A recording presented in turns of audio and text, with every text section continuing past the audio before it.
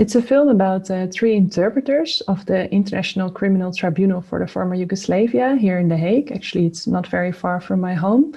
And the film is about their position as a kind of channel between everyone in the courtroom and on missions. The interpreters have experienced the war in the former Yugoslavia themselves, and afterwards started working for the tribunal, and they are confronted with very difficult and emotional testimonies, but they cannot really show their emotions, or they have to be neutral. And they have to stay neutral.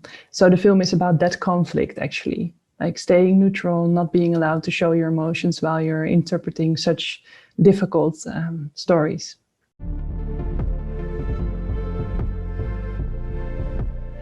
Actually, most of my films start with an encounter, and I met Alma, one of the interpreters here in The Hague at a festival, a film festival, and she was behind the camera, and I just approached her like a fellow filmmaker. That's nice. And then she told me about her previous profession, her career, and that she worked as an interpreter. And I immediately became very interested in that position, because it already sounded like a very challenging position to be in. And the more she shared, the more I felt like, wow, this is in fact spectacular. And at the same time, no one knows about this. They are always speaking, interpreters, but never about their own narrative. They voice other people's narratives, and I felt it would be interesting to focus on their narrative and their voices. So that's actually how it all started, with my encounter with Alma, and she introduced me also to the other interpreters.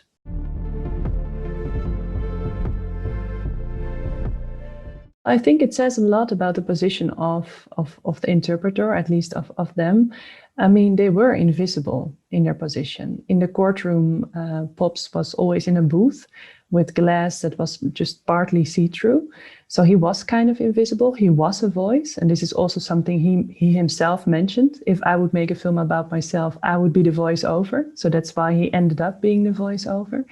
And the other interpreters as well, Besmir and Alma, I mean, when they worked in the fields, they were just there to interpret.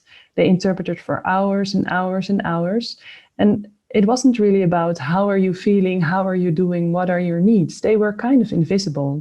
Besmir also says it in the film, I'm a glorified phone. And a phone is something that's not alive. And I think it's very telling that he compares himself to that. So they are not seen in their profession. At least that's how I felt. And that's also what I wanted in the film, that you first focus on the voice and the voice that they are, and that you gradually start to see them a bit more and start to understand, hey, look, these are people. These are not phones or machines. These are people.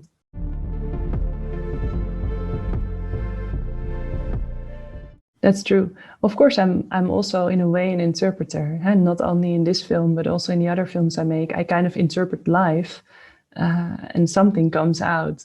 But I see so in that sense, I see a comparison or a relation to the interpreters, but I cannot compare myself to the interpreters I worked with. I mean, their position is so complex because they have experienced also the war themselves. So it triggers also other things within them. And I'm not in such a complex position.